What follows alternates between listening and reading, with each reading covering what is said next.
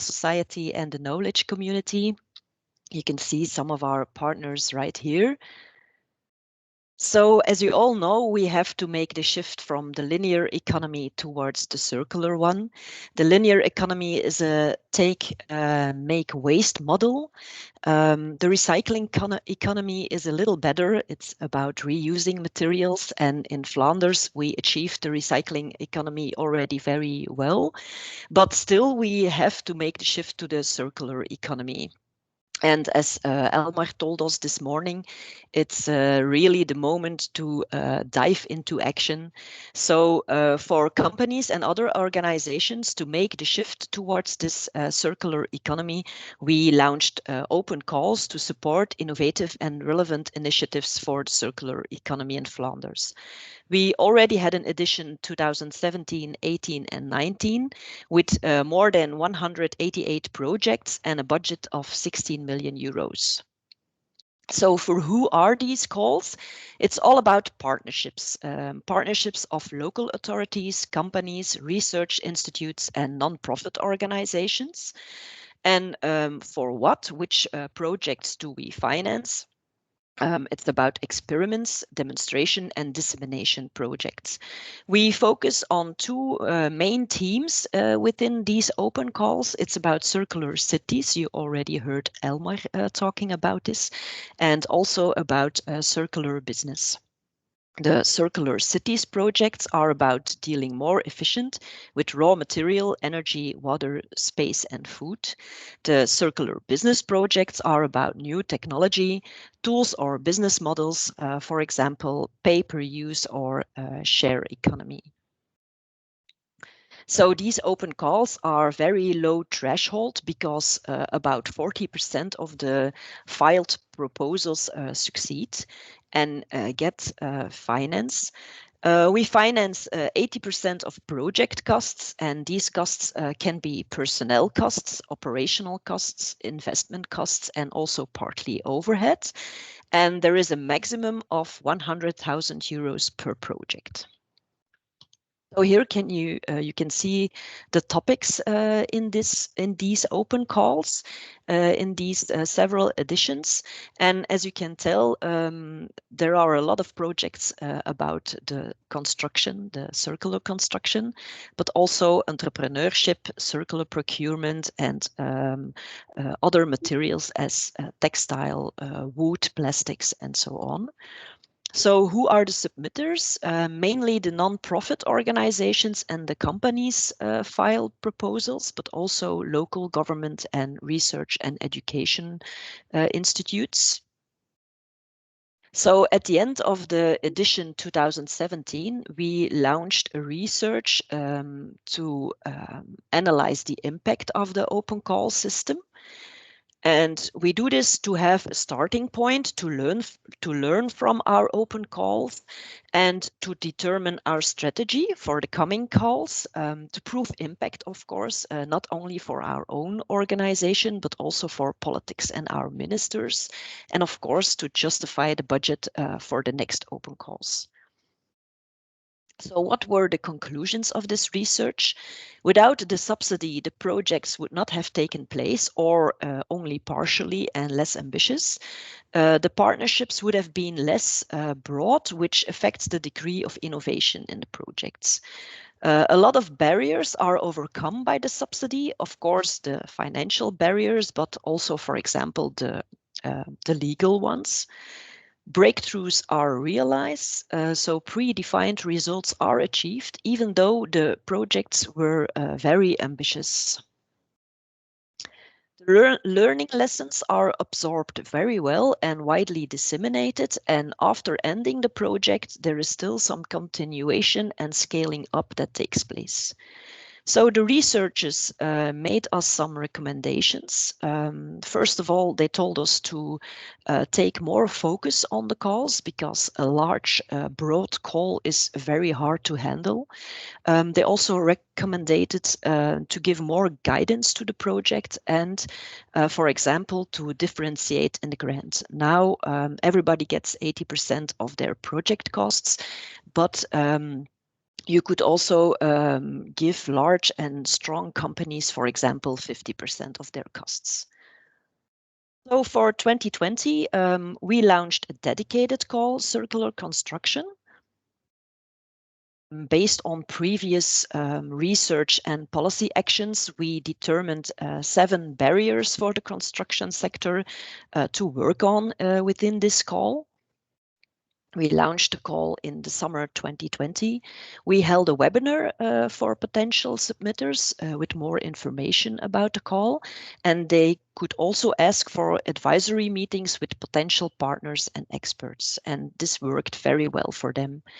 The submission, again, is very low threshold because it's just a web-based application form to fill in, and of course they have to add the commitment statement of the partners. After an eligibility check by Flanders Circular, we presented the proposals to a jury. And this is a 14-headed jury of experts with people of the team Flanders Circular, but also other public authorities and some experts on the topic of circular construction, for example, from the Public Waste Agency of Flanders. So we worked out a score system, and every member of the jury had to score the projects on these criteria. The projects had to be innovative and relevant, of course, for circular construction. They had to be economic and social important. The quality of the partnership is very important, and the role that the members of the partnership play. Of course, the value of the learning process, the demonstration process, and the dissemination process, the overall quality of the proposed approach, and of course, at least the price-quality ratio.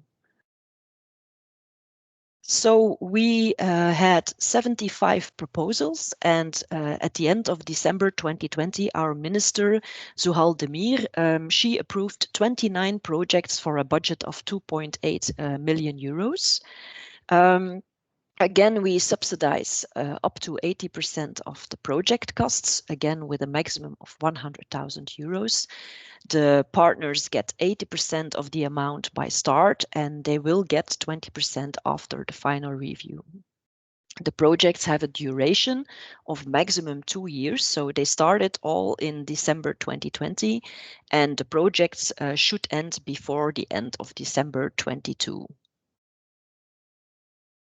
Remember the recommendations of the research of the impact analysis based on the open call of 2017. They gave us they asked us to give more guidance on the projects. So as in the previous calls, we still have an expert on the topic to have the project followed up. But now we focus more on experience exchange and knowledge sharing. So the project partners, they have to attend at least 2 events. So we focus more on organizing these events, and we make a link with the Green Deal Circular Construction and the Living Lab. And they also have to file an interim report on the project. So it's easier for the expert that follows the project to look at what they are doing within the project.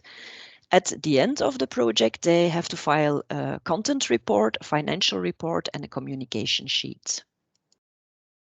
So if you want to learn more about our projects and about what is moving in Flanders, you could search our database on our website and learn more about these different projects within the open call and the focused call on circular construction.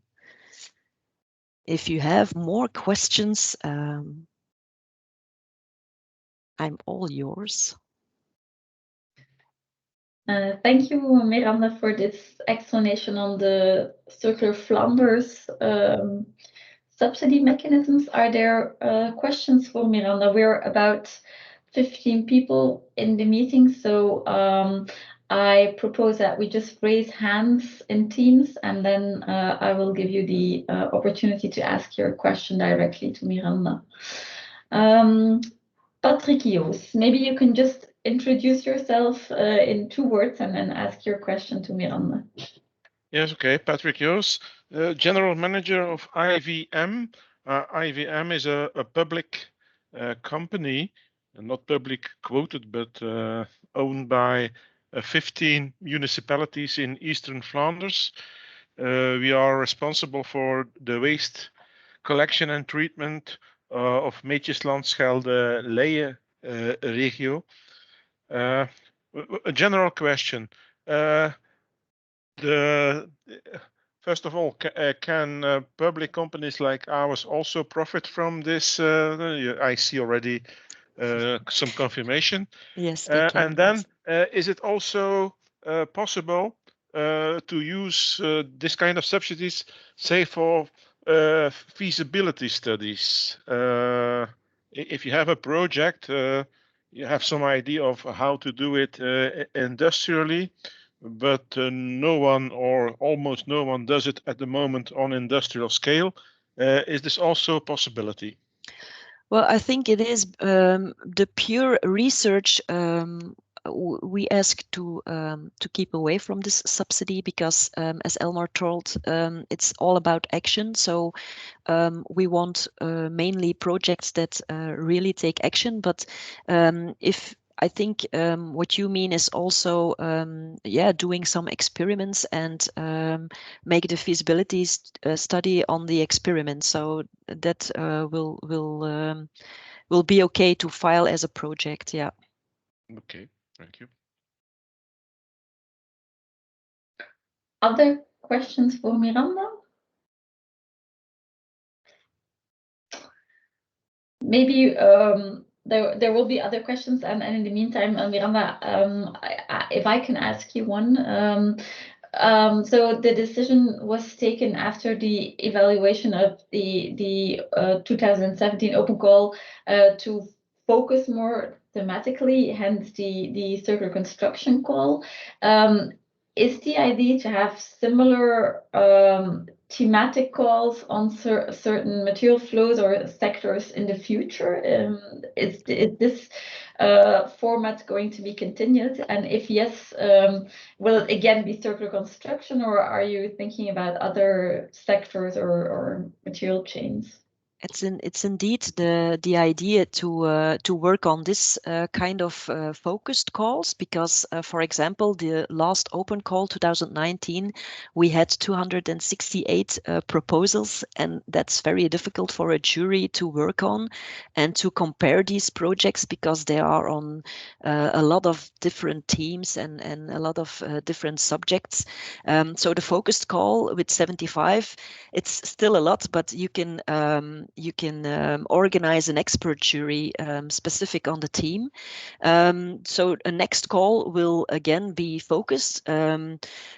We don't think it's again on circular construction because we have a lot of projects now, and also in the open calls there were a lot of projects on construction. We have the Green Deal, so I think for that sector in Flanders we have a lot covered already.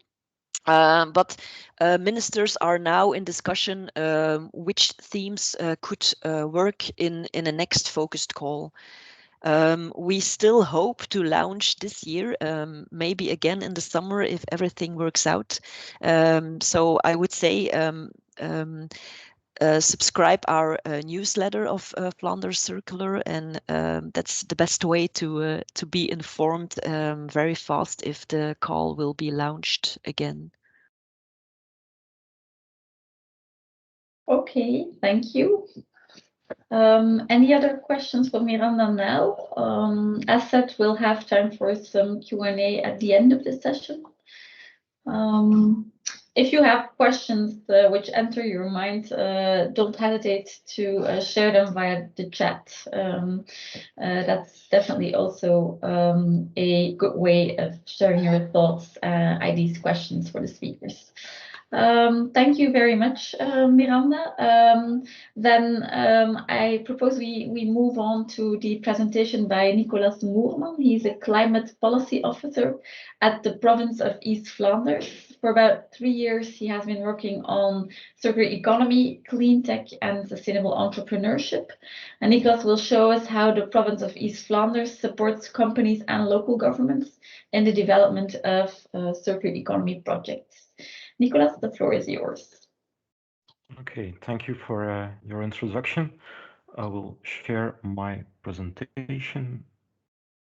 Just a second.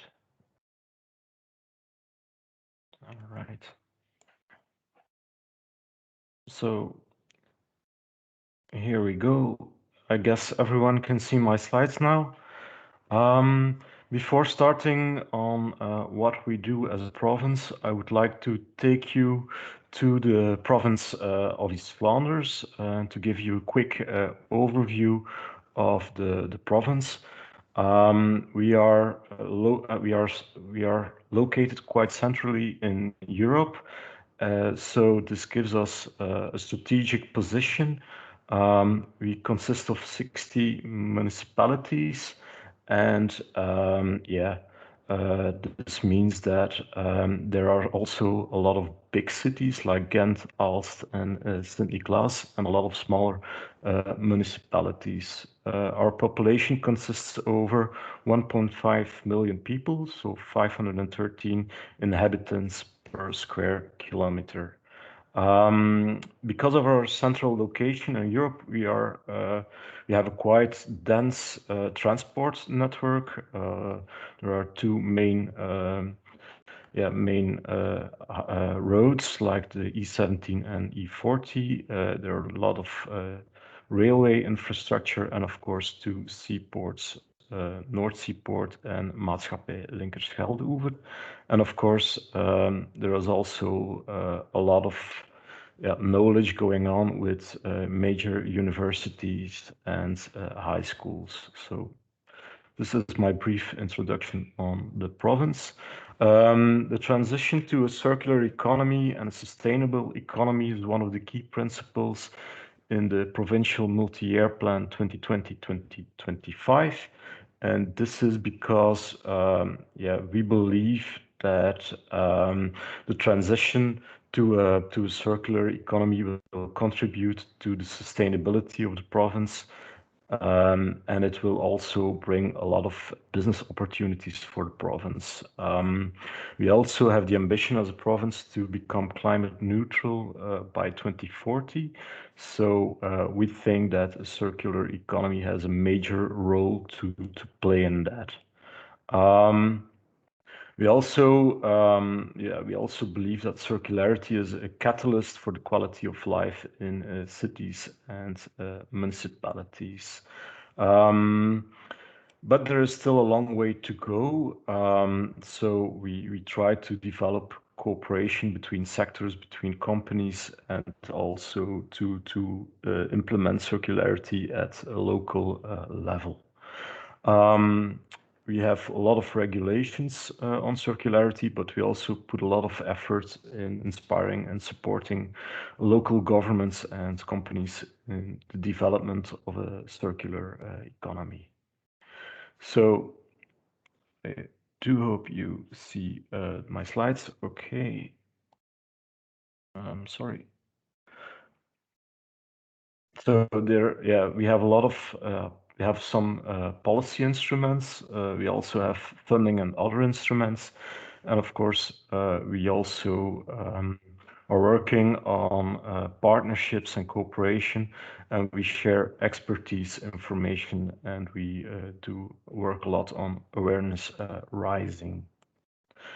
So I will take you to the funding instruments of East Flanders. We have a lot of several funding instruments and regulations. Not all of these instruments have a primary circular scope, but we do see several circular initiatives popping up. To benefit from these funding instruments, organizations need a legal personality. So we also try to develop mechanisms that are complementary with other funding mechanisms on the European and Flemish level. So we think that's really important. And of course, We are also working a lot on a cluster policy. So we have a cluster policy since 2014. So we try to implement yeah, those clusters into the funding regulations that we developed. Yeah, it's based on RIS3, that means research and innovation strategies for smart specialization. This is a methodology to promote specific strengths and potentials for regions. So in 2019, we investigated again uh, if the selected clusters are still actual to the current economic reality, and as doing that, we selected 6 clusters. So there are mature clusters on the one hand, and on the other hand, there are growth domains that we see might be become more and more important in the future. So yeah, the funding instruments such as the EU programs are used to promote these clusters. So when we go deeper into the funding instruments in East Flanders, I already mentioned that there are different funding instruments and regulations in East Flanders. Yeah, those that I listed up are like energy ambassadors. We also have a regulation on circular chain projects. We also try to promote innovation and cooperation between the regular and social economy.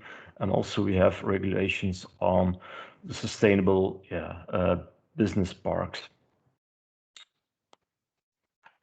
Okay, next slide is something I want to go deeper into. The funding instruments that we developed as a province are quite accessible. So the applications are rather brief and the amount of red tape is limited. But on the other hand, yeah, the funding that organization can get from the province is quite small. It's between 20 and 30,000 euro. So that's a lot smaller than, for example, European projects and the funding that we offer organizations that are working on EU projects. Often 50% is pre-financed, so the other half is then paid at the end of the project and based on evidence of the project's outputs and eligible costs. The selection of these projects is mostly on a qualitative base. We look at quality of projects, circular targets, the partnership and communication and visibility. So we don't really have specific quantitative targets against which projects must score. This is because it's really difficult to define specific targets, especially for circularity. It is really hard to define those targets that we can monitor and that we can handle. Yeah, okay. So let me take you to the circular chain projects regulation. That's a regulation that we developed in 2020. We already had one call, and a second call was launched in the beginning of 2021, and now we are selecting the projects for new funding. So this regulation encourages circular initiatives through collaboration. Partnerships must be formed between companies or between companies and local governments, knowledge institutions, and so on. So we find it really important in this regulation that SMEs are involved, so the small and medium enterprises. Also, we focus, it's a quite broad regulation, so we focus on circular design, production, and organization, but also on product and process innovation and the development and testing of new technologies, tools, and business models into practice. And also, yeah, the smart specialization teams that I presented earlier, those are also really important within this regulation. What do we fund? We fund personal costs, external expertise, and also investments. And yeah, on the first call, we had 3 projects that were granted for funding, and it are 3 projects in the field of bioeconomy. On the second call, we see a lot of projects that are focusing on materials, on bioeconomy, also on circular construction. So it's quite diverse. An important lesson that we learned through the evaluation was that in the first call we didn't give organizations the opportunity to present their project, to do a pitch. So that's something that we will do now on the selection. So organizations will have the opportunity to pitch their project. So for the expert committee, it will be easier to ask questions and to have more feeling on what the organizations want to realize with their project. Also, something that we saw a lot were that we saw a lot of projects with cooperation between social and regular economy. So yeah, we also have a funding regulation that wants to promote these kind of cooperations. So we see 2 regulations that compete with each other, and we will have to look in the future how we will handle that. So it might be possible that we will change the regulations to make sure that they're more compatible with each other and that we don't see projects that are surfing between one regulation or the other one. Here there are a few examples of things that we have funded, not only with the circular chain initiative, but also with the cooperation between social and regular economy, and also something that was funded through the energy ambassadors. We have a light as a service initiative that wants to look for light as a service at 6 municipalities in East Flanders. We also have funded an initiative from Studio AMA. That's Soraya Wancourt. She's working on fashion and design, and she uses the social economy to develop her circular design. And also we are funding a project that's called Café Circulaire, and that's a project that looks for the valorization of coffee grounds to use as a material to produce soaps and other materials that can be interesting, for example, for the construction area. So I also mentioned the EU projects. As the province of East Flanders, we are involved as a stakeholder in several EU-funded programs such as Interreg and EFRO. These programs are important as a lever for the realization of the provincial policy objectives. So organizations involved in EU projects, they can ask for additional funding up to 25% of the eligible costs. And during the period of 2014-2020, we have invested as a province for over 13 million euro in these projects. We think that's really important that we do this, because for each euro that we as a province invest in these projects, several euros come back to East Flanders. So there is a huge spillover and catalyst effect of those funding instruments. I will now show you a few EU projects that we have supported the last few years.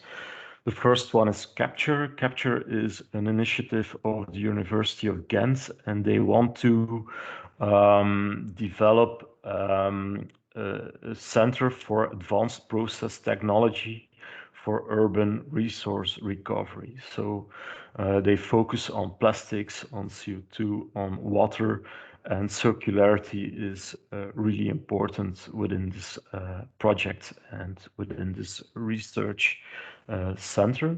We also have supported the realization of the Biobase Europe pilot plan, so the bioeconomy we also believe has a major role to play within circularity. So we invested in the building and in the research infrastructure of the pilot plants, but also in a lot of research projects that looks at the valorization of biomass for new products. And we also have funded Plasticity. That's an Interact project that looks at the valorization of plastics within the city of Ghent.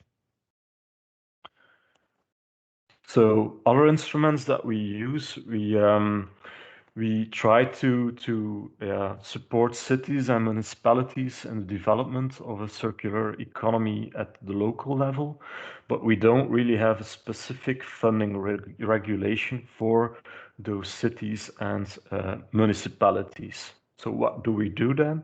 We support them through external expertise.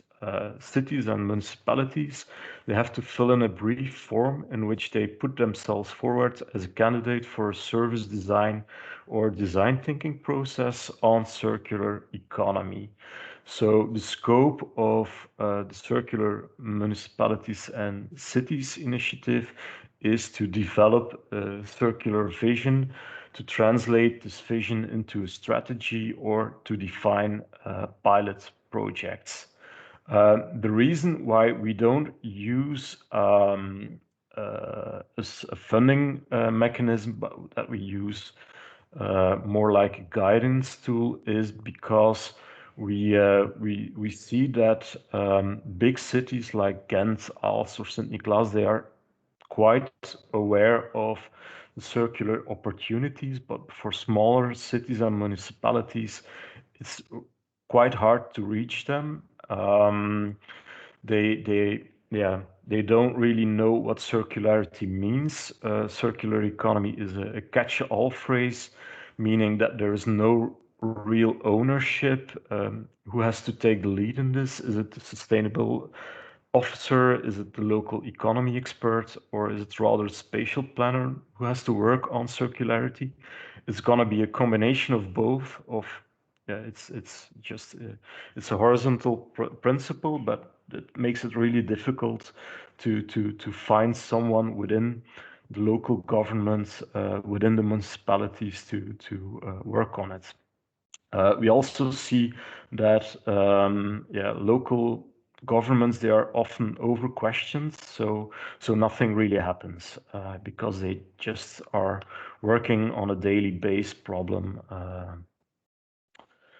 And of course, policy makers, they still have to be convinced of the benefits for a circular economy for the local level. We try to convince them that it has a major important role for the local economy, that it promotes the livability and sustainability of a city and a municipality, and that it also has an important role on the climate emissions of the city. So in 2019, we started an initiative with Aalst, and we were guided by Möbius to develop it was in 2021, excuse me, so that we tried to develop a strategy for circular and social economy in Aalst. So that strategy was becoming more and more important, and we also there was also a call by the European Social Fund, so we also applied from the trajectory that we run with ALST. So we also applied for the ESF funding, and last month we got the great news that we can work on that ESF project that has the ambition to work on a hub for a circular economy with social impact.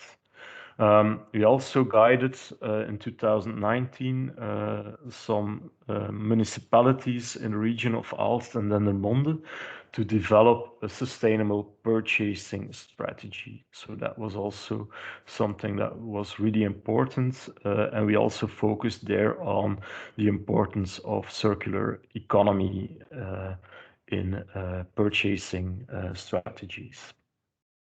For 2021, we again launched a call for new initiatives, and again we noticed that it was really hard to reach out to the local governments and municipalities. So we're still struggling with that initiative.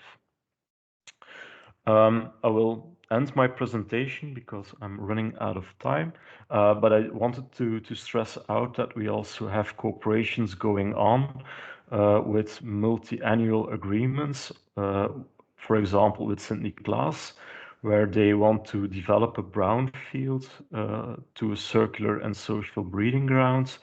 We also have a cooperation going on with Maatschappij Linkerschelde-Oever. That's an import in the region of the port of Antwerp, so they have an important role there to play, and we are going to help them to work on their circular ambitions, and with the funding that they get for the next coming years, they'll be able to work on that.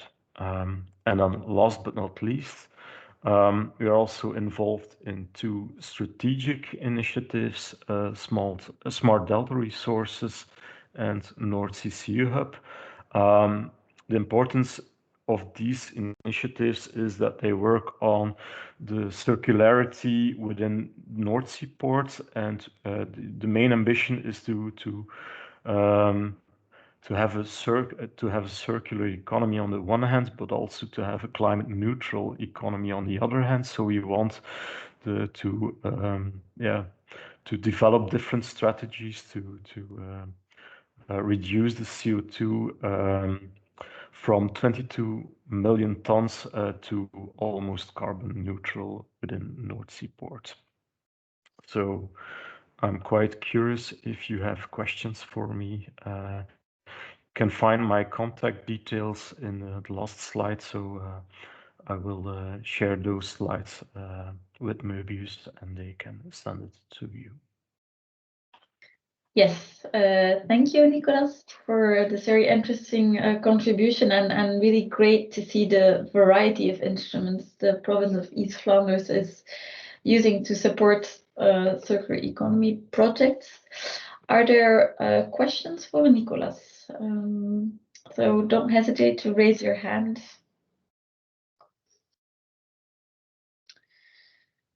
Not immediately. So if you'll allow me, Nicolas, maybe I have two questions. A first question was on, or is on knowledge sharing. Miranda mentioned that for the Circular Flanders project, a lot of emphasis, or more and more emphasis, is put on knowledge sharing and on requiring from the organizations that receive a subsidy that they share their knowledge through events and so on. Is this also something you work on, pay attention to? So the knowledge sharing aspect, or the multiplication effect of projects that are subsidized, was my first question. And secondly, is maybe a more specific one, but I was intrigued by the fact that for your support to cities and municipalities, you choose a design thinking or service design approach. Can you maybe elaborate on the motivation behind this choice? So those were my two questions. Okay. So the first one, yeah, do we work on knowledge sharing? Yes, of course. I think that's really important to do this. But yeah, last year with COVID, it was quite hard to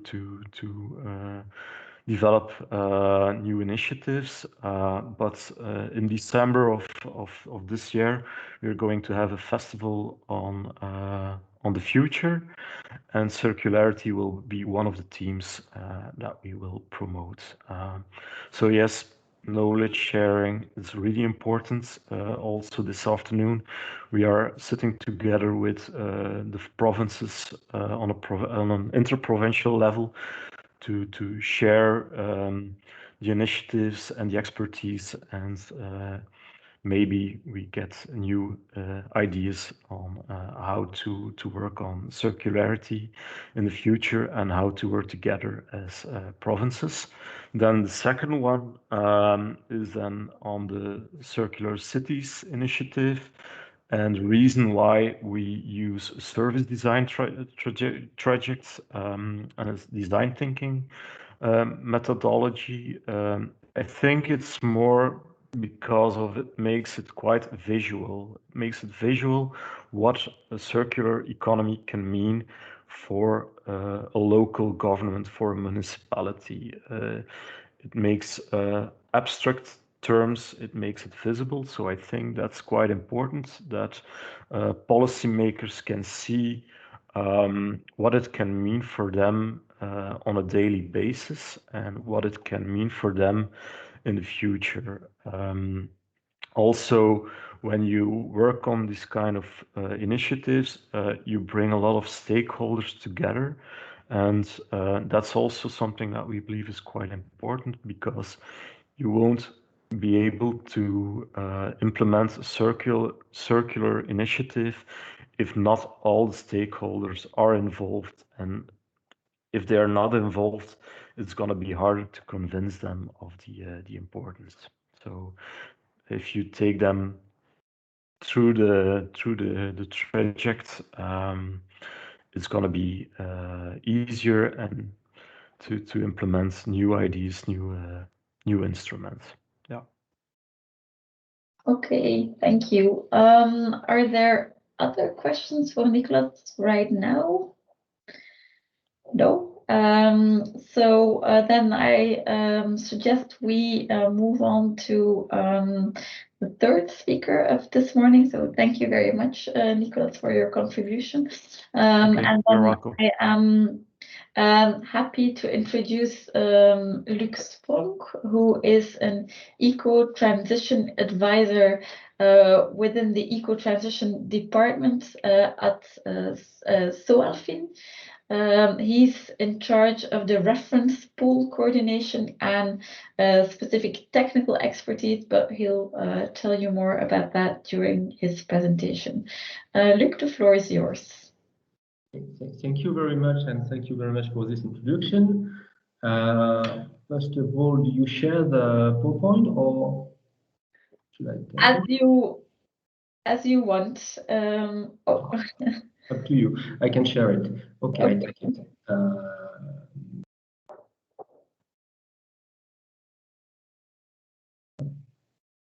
problem.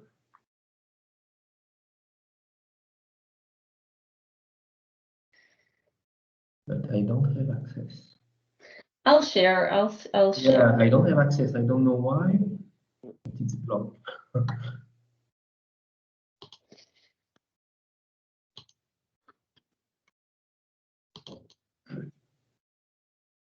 I'm opening your presentation right now. Thank you very much.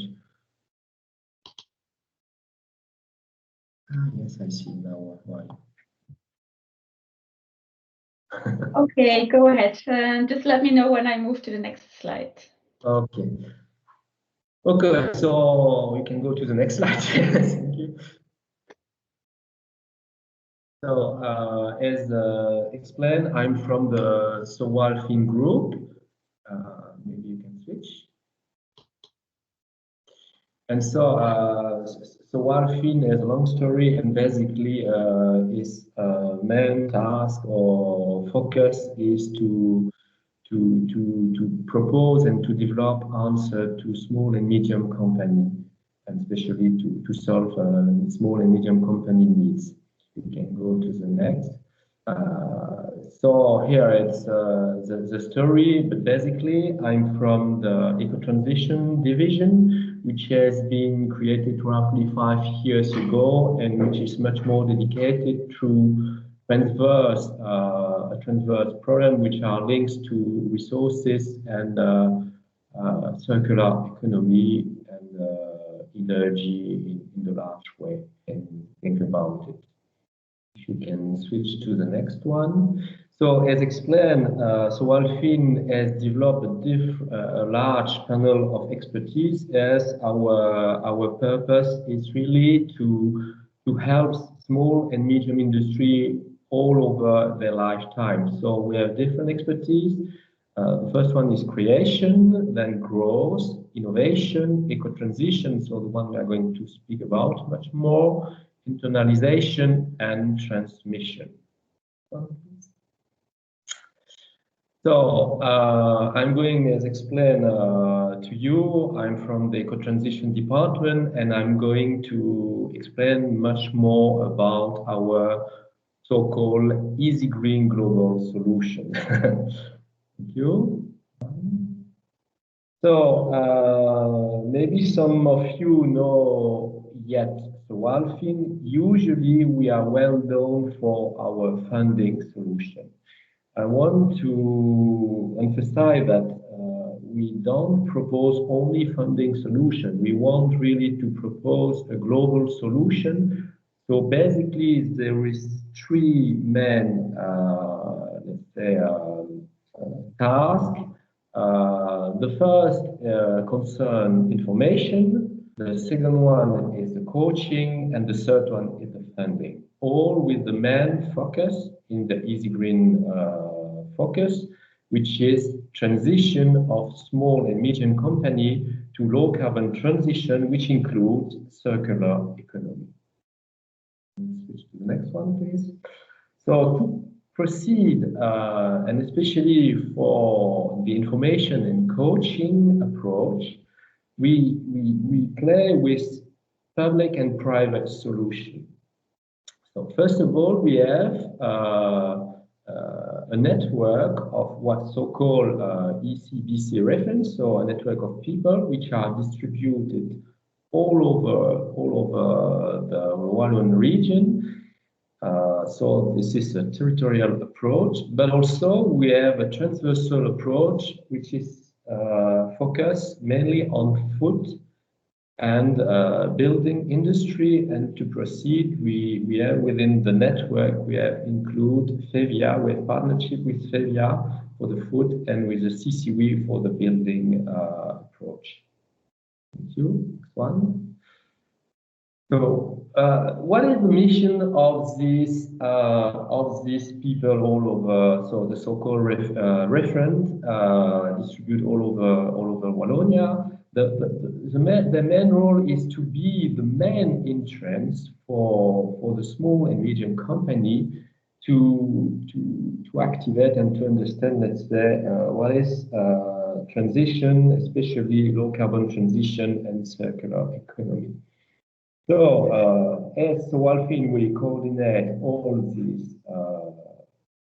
these tasks, and the main role of the referent are, first of all, prospecting company within the Wallon region, create some information which could be individual or collective through web information or whatever, some meeting, etc. Then to detect opportunities within the company, so the small and medium company, and for that I will explain much more later on. We use what we call the diagnostic. Then we orientate the small companies and the small and medium companies to the specific support. And on long term, we continue to coach them and in order to also to give feedback from the field in order to adapt our solution or the proposal or the subsidiaries or whatsoever solution that could improve this transition. Next one, please. So, as explained, one of the main tasks of the reference is to make diagnostic. What is a diagnostic? The idea is to diagnostic, to make an individualized diagnostic, a specific one, specific to the company with a focus to low carbon and circular economy. So to proceed, they use thematic file that they use depending on the identified needs they have identified within the company. And the purpose is to conclude to an individualized report. This report is delivered to the company and is presented in a normalized and organized layout. The main results are, I've lost the connection. Yeah, thank you. The main results that are included in this report are the SWOT analysis, then an action plan to help the company to go to this transition, and the specific funding, subsidiaries, technical support that could be activated in order to realize the proposed action plan. And then finally, we help the company in the implementation of its action plan. And to give you an idea, up to now, so since roughly 2 years and a half, we have realized about more than 100 specific diagnostic for specific companies. Next one, please. Another way to support that the companies in the transition is what's the so-called check entreprise. So it's a way to help companies to activate, let's say, to activate some expertise mission, quite often to private, and to get some subsidiaries for this mission. Let's go in detail. So basically, I've proposed there is a lot of thematic, but the two main that we use are the energy one and the circular economy one. So basically, if they decide to use this way of subsidiaries, the company has to get the subsidiaries. He defines the mission. We check if the proposed mission is within the scope of the specific check. And then the company could ask to an expert, a labelized expert, to make the job. And as the expert is labelized, as we have approved the product, then this means that they got a subsidiary that could be up to 75% of the total cost. Next one. The procedure for the expert to be labelized is quite simple. There is two sub-procedure, let's say, that could be made in parallel. The first one, which is a much more administrative procedure, and the purpose of this is to check some figure to see if the company is within some definition, let's say. And the second procedure, which is much more, let's say, interesting, is the expertise evaluation, the level of expertise evaluation. So the candidate fulfill a file. Based on this file, we make an interview of the candidate that wants to be labelized. Then all this information is transferred to an ethics committee, which take a decision if the candidate could be labelized. As soon as he is labelized and he has got the approval from the administration, he could start to make expertise for companies, and this expertise could be subsidies up to 75%. Yes, next one. So the procedure is quite simple. And the last but not least solution that we propose to the companies is the funding. So Easy Green funding is mainly focused on energy transition. It could be improvement of efficiency. It could be also improvement of renewable energy sources. Another focus is on transition and reduction of use of fluoride gases. And the last one is eco-innovation, which include circular economy. Yes, next one, please. As a general example, we can Easy Green funding could fund, let's, for example, isolation in building. It could be renewable energy. It could be retrofit or replacement of cooler solution. It could be also some new recycling process, some specific equipment, some staff, new integration of a new business circular model within the company. Next one, please. So the characteristic of the funding are quite easy and simple, all type of loans, but usually it's subordinated, which is a very good solution for the companies. The fees are as low as we can, so we have by law to be at IRS rate, and we have a very small margin which depends basically on the risk and the environmental impact of the project. Quite often there is a grace period of 1 to 2 years depending on the project. The idea is that the company has to start the reimbursement when the first payback is there. So we are aware that it needs some time to install the new solution or the new infrastructure, so we take this into account. And the amount could be up to 1 million per project and a maximum of 3 million per company. Next one, please. Procedure is as simple as possible and very oriented to company. So there is an application Canva that has to be fulfilled based on this Canva and this file. Our team, a member of our team, meet the company, maybe advise the company to improve a little bit the file or to adapt the file, and then the candidate is proposed to a committee that make a decision. Quite often, if the file is well built from at the beginning, within 1 month, normally we should be able to provide a decision. And the release of the fund are very quick. For example, last year, nearly 150 companies has got funding, and this represents a global amount of up to 22 million. Yes, next one.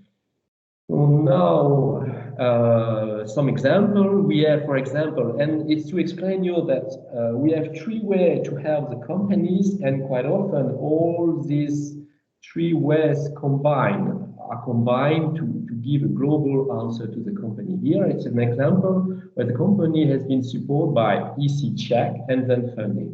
EC check is enabled to understand much better the project and to put figure and to define deeply. It's basically a feasibility study that has been subsidies.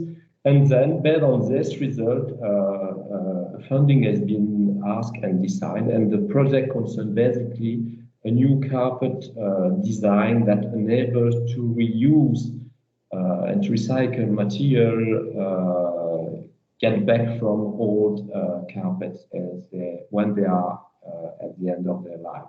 Another one example, next one please.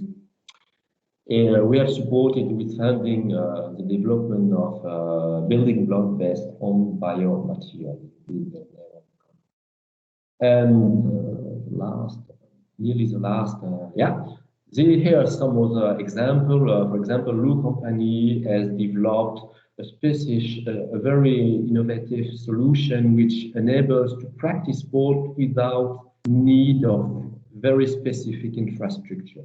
And so this type of project has been supported by Easy Green funding. I'm not going in all the details. So if you want to go in contact with us, don't hesitate. And here you see the teams and all the people that work within the team. Thank you very much for your attention. And if you have any questions, don't hesitate. Thank you very much, Luc, for this interesting presentation, and also inspiring to see how the different instruments combine to form a comprehensive support for companies in the Walloon region. Are there any questions, specific questions for Luc? I see that Miranda raises her hand. The floor is yours, Miranda. Thank you. Well, it's very, very interesting to learn more about your projects. It's really a wow, I think. I have two questions. First of all, are there any obligations about working together with other stakeholders on the supply chain for the companies? And second, as it is a very individual program to finance individual companies, is there any obligation on sharing the lessons learned with other companies in the sector?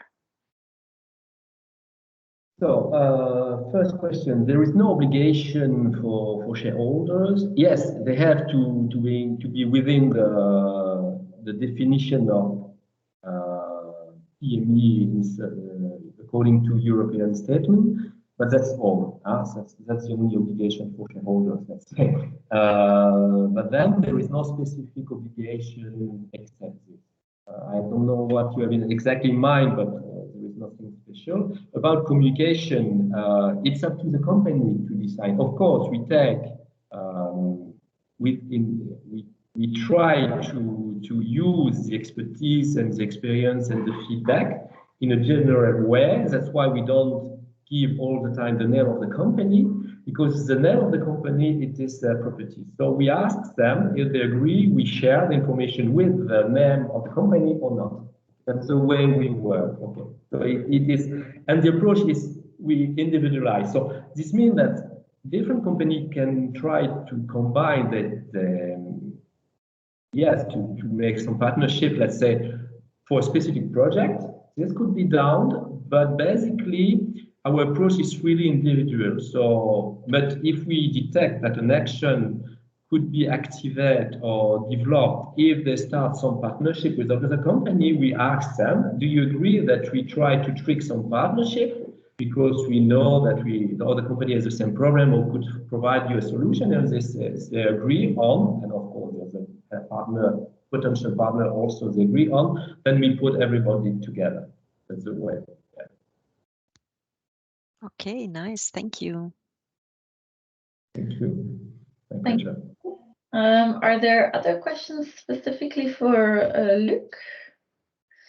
If not, I propose that we have all three speakers on the screen. So, Nicolas, if you could also put on your camera, and then maybe a first question for the three of you, and then I'll let the participants share their questions or ideas. But you all have been working on very useful and successful subsidy instruments in the field of the circular economy.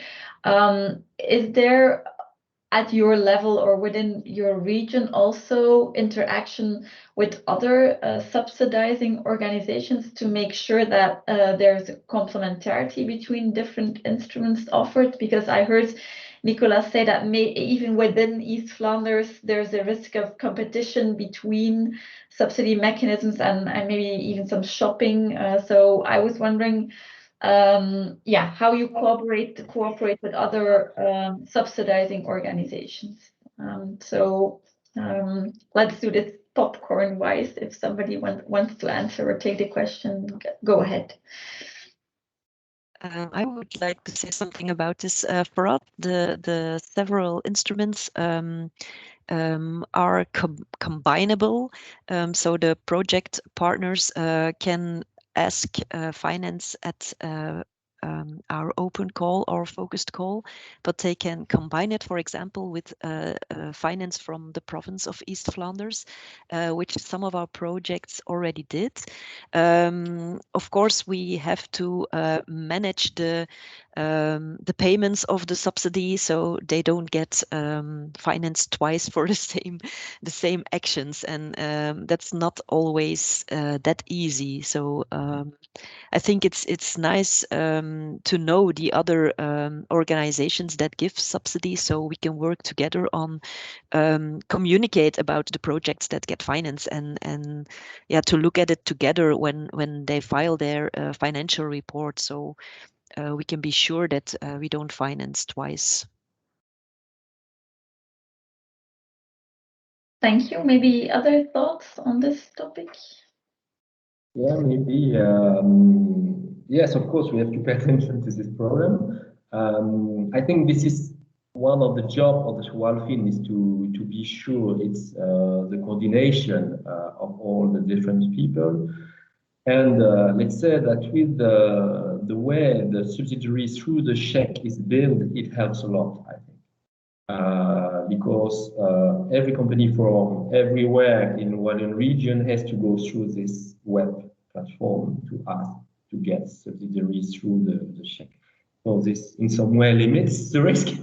And we have, for example, depending on the thematic, but if I discussed about the economic, circular economy check, all project is analyzed by some expert. In the case of economic check, it's in Schwalfin, so it's us that evaluate the project. And if we feel that the project is not within the EC check, but should be reoriented, let's say, for energy or another type of check, we propose it, this change to avoid that there is a mix of every type of solution and subsidiary. That's the way we work. Yeah. That's what we do. Okay, thank you. Okay. Maybe I can also add something more onto the question. I think it's really important to talk with other organizations. I think the last 3 years we had a very good contacts with Flanders Circular. And also Circular Flanders, excuse me. They are also involved in the advisory committee on the selection of the circular chain projects. So that makes, for us, it makes it important that they are involved, because then we can see, are those projects on the first hand, are they already been funded through Circular Flanders, or are they aware of other funding mechanisms that are maybe more are maybe more important or more useful for these kind of projects. So yeah, I think that's really important for us. Okay, thank you, Nicolas. No. Okay, we have a couple of minutes left. Are there other questions for one or all the speakers together? Okay, so I think your contributions have been very clear. I would like to thank all of you for your time and for sharing your expertise during the session. Maybe a last word on my part to wrap up the session. Yes, a small reminder, first of all, that there's more to come. This is the second of 3 webinars, so there's a third webinar planned on June the 8th. The topic of which is the exploration of instruments for public intermunicipal waste management organizations to promote the circular economy, and we'll have cases on a circular startup in the bioeconomy, GLIMS, and their cooperation with a waste intermunicipal organization, and we'll also have a case by Laura from the Desert, who's a social influencer, especially active on Instagram, and how she has cooperated or would like to cooperate with, let's say, more traditional waste management organizations on promoting the circular economy. So a very interesting session to come on June the 8th, and you can still register via the link on the slide, or which is a link to the Möbius website. And then you will definitely also receive an email from our part containing the link to a small resume and also all the presentations and the recording of the webinar of today. And you can also just keep an eye on the Möbius website or on our LinkedIn page, where all this information will also be shared. But so you'll definitely get a dedicated email in your inbox with the link to the presentation. So I would like to thank everybody for participating, and once again, a big thank you to our 3 speakers and their very interesting contributions today. So I wish you all a nice working day, and I hope you had an inspiring start today, thanks to this webinar. Bye-bye, and thank you for your contribution. Thank you very much. Thanks. Bye. Bye-bye. Bye-bye. Thank you, Helen. Bye-bye. Bye. Dag. Dankjewel, tot binnenkort.